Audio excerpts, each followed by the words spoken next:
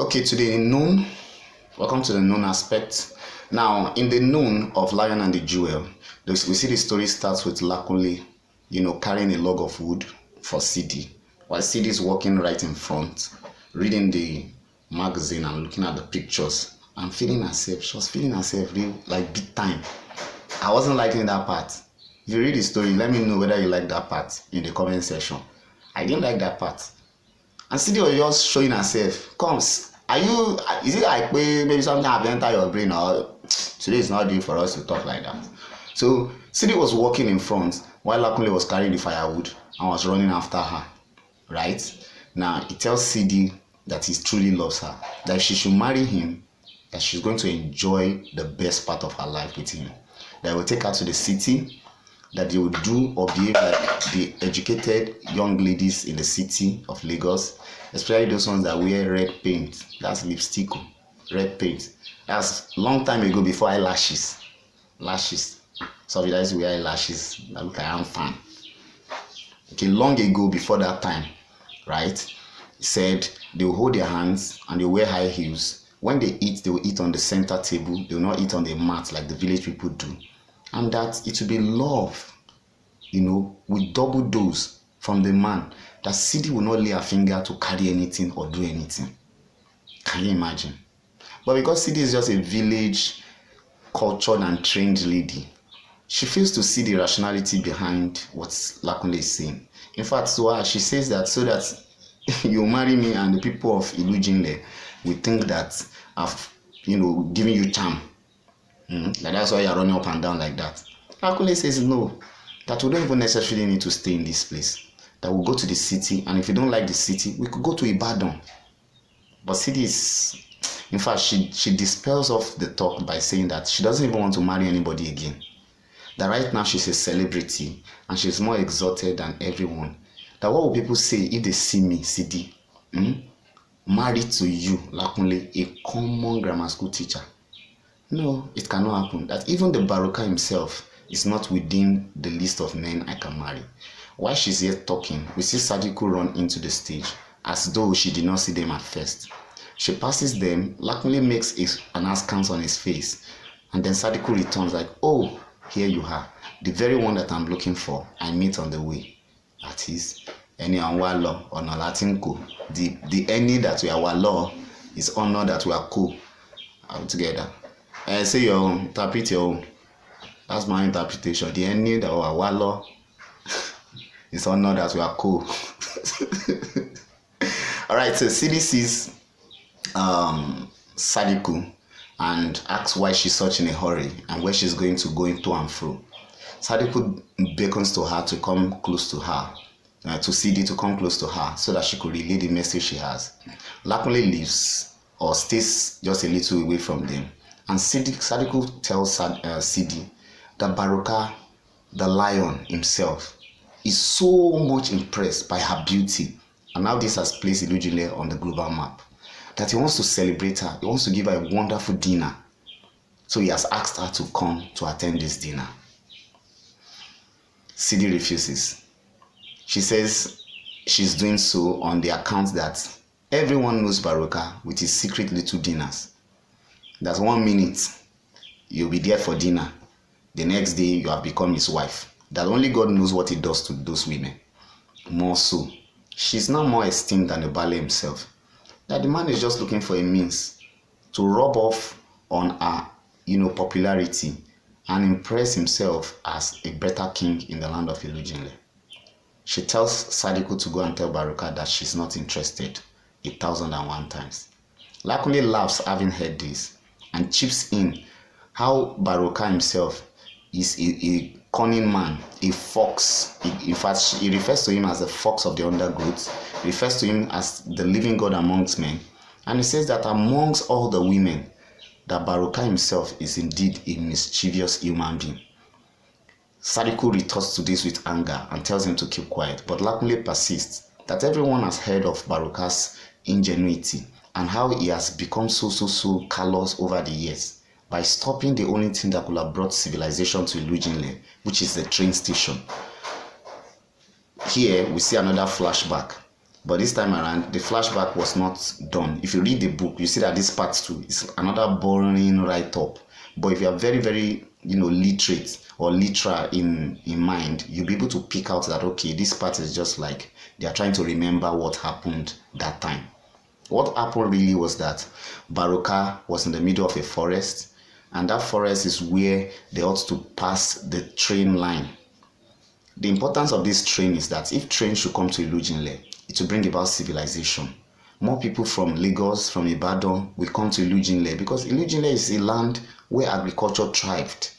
Majority of the people were farmers. So people in the city will need farm produce. But Baruka stopped this because he knows that if the train should come, then more people want to spend the night so that they can move the following day. There will be need for them to build hotels. Before you know it, some of them will see that Ilujinle is not so bad. We can build our house here. They'll start to live there. Before you know it, they start to give birth to children. Before you know it, they want a school. Before you know it, through the school, everybody will be enlightened. And then the eyes of everyone will be open that Baruka has only been manipulating the whole village. So Baruka does not want this. He would kill civilization, development, and growth just so that he can maintain his grip over the whole land of Ilujinle. So as the situation bears out, the flashback ends. But before it ends, we see that how Baruka was able to scatter that project was, he told his wrestler to be running around the forest and be making sound like a wild animal, so that all those that were digging the tracks, they ran away. The only person that did not run away was the foreman. In any building construction site, there's always the surveyor, there's a foreman. Now the foreman was the only one remaining, and he did not remain out of choice. He remained because out of fear, his leg has stuck to the ground. So Baruka emerges from behind the grass, and then he talks to, we did not hear what he's saying. It's a mime. He makes signs to the foreman, telling him that he does not want this project here. As a sign of gift to the foreman, if he agrees, he brings a lady, very beautiful lady, who has a white cloth tied around her. He takes her hand and places it in the foreman's hand that he will give her this woman as wife. The foreman takes the lady, he check, he tell her to turn around. When he check, see that she have big nyash, yellow nyash. Nyash. Part of the body, head, eyes, nose, shoulders, knees, toes. If God creates you like that, will you be happy? Why did you jump nyash? Nyash is very, very important in life, but today is not the day. So, fine girl, yellow nyash. So he turned around, he said, I'm to set, I'm to alright, that is very good, that is okay, that everything is intact. But he shakes his head that this is not enough. So Baruka beckons to someone to bring the calabash. The calabash, when you open it, there is a bundle of pound stanley notes and then kola nut. So he takes one kola nut, he gives the money to the surveyor, he breaks one kola nut as a sign of agreement. The man still says it's not enough. Then he beckons on one of his servants to bring goat and palm wine. And at this point, he agrees. We see that the later part of that flashback or mime, Baruka places his own right hand on the shoulder of the foreman. The foreman places his own left arm on the shoulder of Baruka. And the two of them walk away from the scene to establish that there is agreement.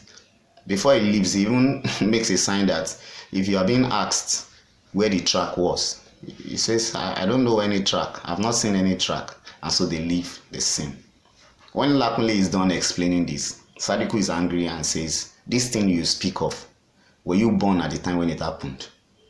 That's to show us that Baruka is 60 years old, going to 61. Lakunle is just 22. So you can imagine how long ago that was. But it was a story that Lakunle's father told Lakunle. So Sadiku rebuffs this on the behalf of the king, saying that those things are just ESC. She reminds Sidi that the Baruka will be waiting for her when she changes her mind. She reiterates that she will never change her mind on what the Baruka wants her to do. So she rushes off to tell the Baruka what Sidi's reaction was. But before she gets in, we see Ailatu. Ailatu is referred to as the king's favorite. She's his last wife. That's Baruka's last wife. Don't forget that Baruka has 6 wives already and he wants to marry Sidi as the last wife to make 7. Alright, Sidi is 18. So 60 years to 18, like, well, me, it's not really about the pon. It's not about the pon for me. It's about, because once you are poronated, you know that are you kwemeji? Like, life is not kwemeji. Are you together? So that's how Ayla too. We see her, job. Why Baruka married her? Egbami. Ayemi, my life. The reason Baruka married Ayla too is so that she'll be picking air from his armpit. What kind of that one, not that one, that one. Oh yeah, pull it. You do pull. I pick another one. This one I'll be. That's second. Pull it. So the guy will fall asleep. Is that one life? And you see Ayla too. Before Baruka sleep, she'll have rushed inside. Bali me. Can I start my job now? I want to pull air. What's that? So that's why he married her.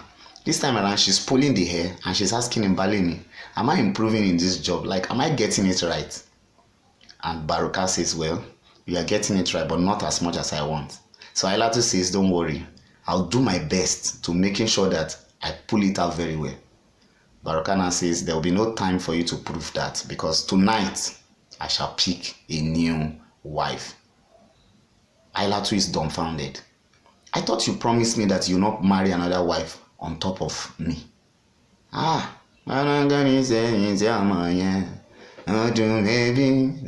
don't go chopping. It's breakfast. Now breakfast they serve her. That was the first time they serve somebody breakfast in the afternoon. Hot afternoon. Terrible breakfast. So out of anger, normally she used to pick one strand of hair. The story said that she gathered about 12 strands together, very thick, and she pulled it out at once, leaving Baruka's armpit bleeding, and then she runs out. So running out, Sadiku enters to meet Baruka, swearing and cursing. She kneels. Sadiku is about 10 years older than Baruka. Don't forget that Sadiku is Okiki's last wife. Okiki is the father of Baruka. So when Okiki died, Baruka is to marry his father's last wife as his own first wife. So Sadiku is 10 years older than Baruka.